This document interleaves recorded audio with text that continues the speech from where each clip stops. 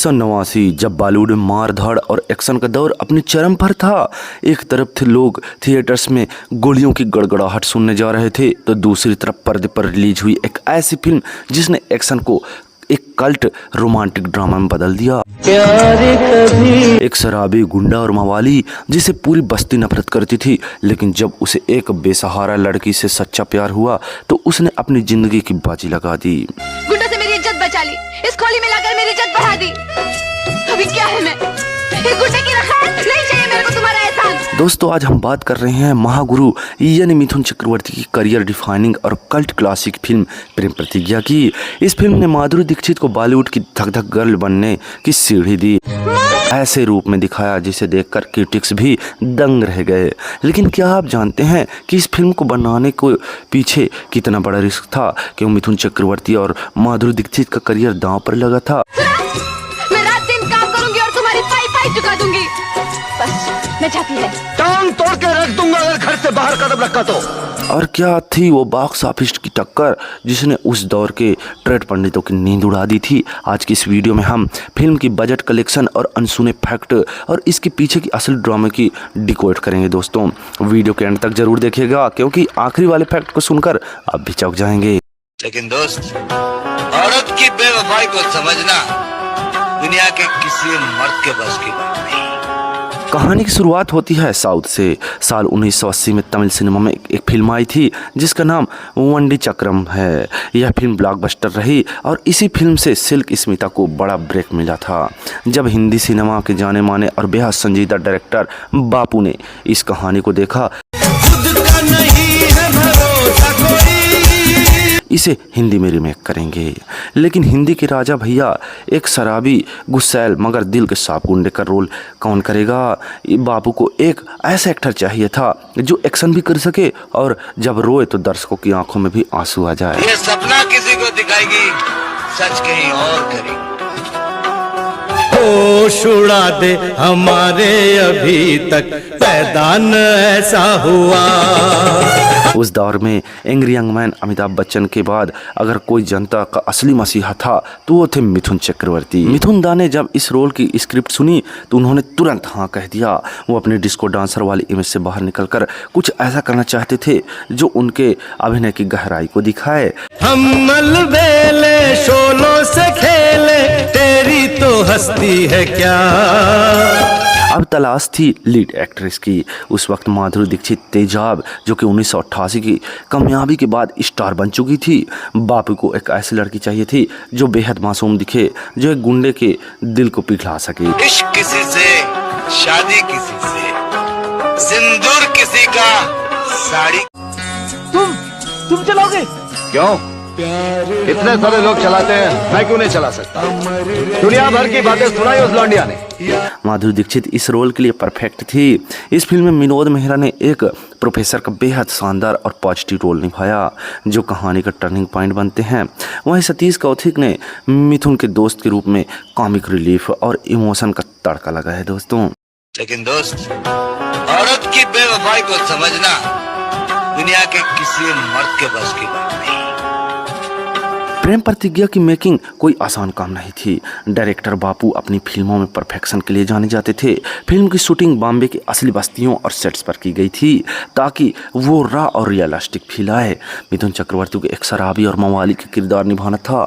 Set पर मौजूद लोग बताते हैं कि मिथुन दा ने इस रोल के लिए अपने लुक और बहुत काम किया था। दोस्तों, अरे होश उड़ा दे हमारे, अभी तक पैदा न ऐसा हुआ। वे जानबूझकर अपने बालों को बिखरा कर रखते थे, आंखों में भारीपन लाते थे और एक शराबी की तरह आंखों में अपना भारीपन दिखाते थे। दोस्तों, फिल्म की मेकिंग के दौरान सबसे ज़्यादा ध्यान इसके डायलॉग और सिचुएशन पर दिया गया। जैनेंद्र जैन ने इसके डायलॉग लिखे थे जो सीधे दिल पर वार करते थे। खासकर वो सीन जब माधुरी दीक्षित का किरदार मिथुन के किरदार को सुधारने की कसम देता है। यही फिल्म का टाइटल प्रेम प्रतिज्ञा बनता है। दोस्तों, हराम का खाते, मेहनत नहीं कर सकता, हाँ? साली छटाक भर की छोकरी और सामान 1.5 गज की। मेरे ख्वाबों की। शूटिंग के वक्त पूरी यूनिट माधुरी और मिथुन की ऑन स्क्रीन केमिस्ट्री देखकर समझ गई थी कि यह फिल्म सिर्फ एक मामूली मसाला फिल्म नहीं बल्कि एक मास्टर फिल्म बनने जा रही है। अब चलिए बात करते हैं उस हिस्से की जिसके बारे में आप सब जानने के लिए बेताब हैं, यानी फिल्म का बजट, इसका कलेक्शन और बॉक्स ऑफिस की वो जंग। साल 1998 में जब यह फिल्म रिलीज होने वाली थी तब माहौल बहुत गर्म था। आइए एक नज़र डालते हैं इसके बजट और कमाई के आंकड़ों पर। बजट लगभग 2 करोड़ था और इसने घरेलू में बॉक्स ऑफिस कलेक्शन किया 3.5 करोड़ का, जबकि वर्ल्ड वाइड इसने 5.5 करोड़ कमाया और यह एक हिट और कमर्शियल हिट का जो है कि खिताब अपने नाम किया। 2 करोड़ के बजट में बनी इस फिल्म ने उस दौर में अपनी लागत से दुगने से ज़्यादा की कमाई की थी। आज के हिसाब से अगर महंगाई दर को जोड़कर देखा जाए तो यह कलेक्शन आसानी से 70-80 करोड़ के बराबर बैठता है। लेकिन रुकिए, ये राह इतनी आसान नहीं थी। मई 1989 में जब प्रेम प्रतिज्ञा थिएटर्स में आई, इसका मुकाबला किसी छोटे मोटे स्टार से नहीं था। उस दौर में मिथुन चक्रवर्ती साल में 10 से 12 फिल्में कर रहे थे। थिएटर में उनकी ही दूसरी एक्शन फिल्मों में उनकी टक्कर हो रही थी। राम लखन जैसी मल्टी स्टारर और बड़े बजट की फिल्मों में कतार में थी। ट्रेड पंडितों को लगा था कि एक संजीदा और रोने धोने वाली प्रेम कहानी को एक्शन प्रेमी दर्शक नकार देंगे, लेकिन मिथुन दा के फैंस जो उन्हें केवल हवा में उड़कर लात मारना देखना चाहते थे, वो थिएटर्स में राजा भैया के आंसुओं को देखकर खुद को रोक नहीं पाए और रो पड़े दोस्तों।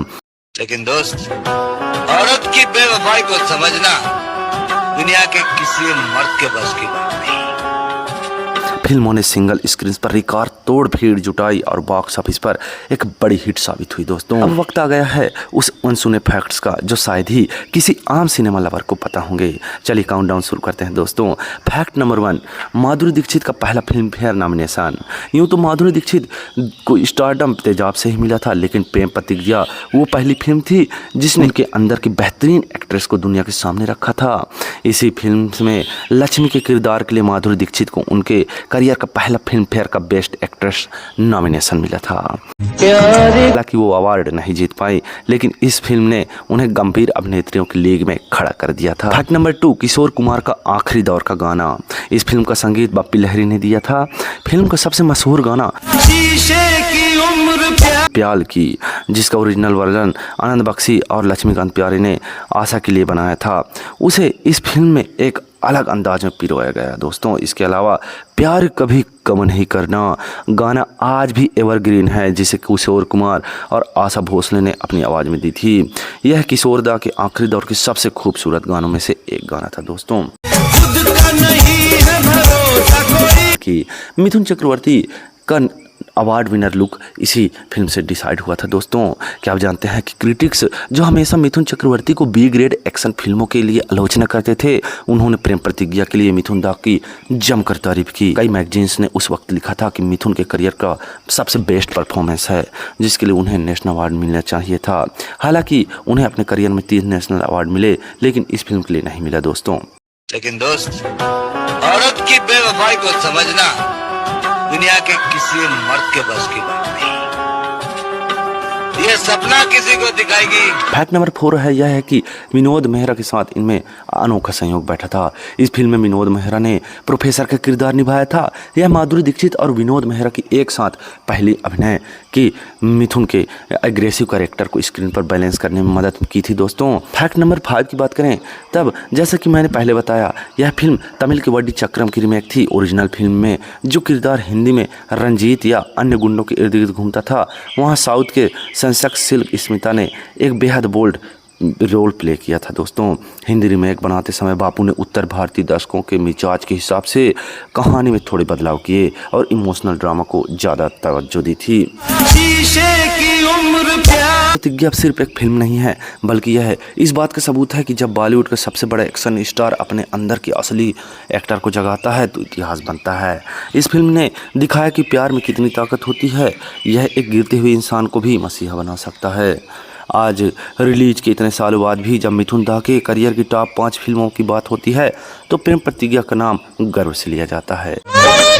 यह फिल्म देखी है तो आपको इस फिल्म का कौन सा सीन या गाना सबसे ज़्यादा पसंद है, हमें नीचे कमेंट में ज़रूर बताएं। और हाँ, अगर मिथुन दा के सच्चे फैन हैं तो इस वीडियो को एक लाइक और चैनल को सब्सक्राइब करना बिल्कुल भी मत भूलें। दोस्तों, मिलते हैं आपसे अगले वीडियो में किसी और ऐसे ही कल्ट क्लासिक फिल्म की अनकही कहानी के साथ। तब तक के लिए अलविदा, जय हिंद दोस्तों।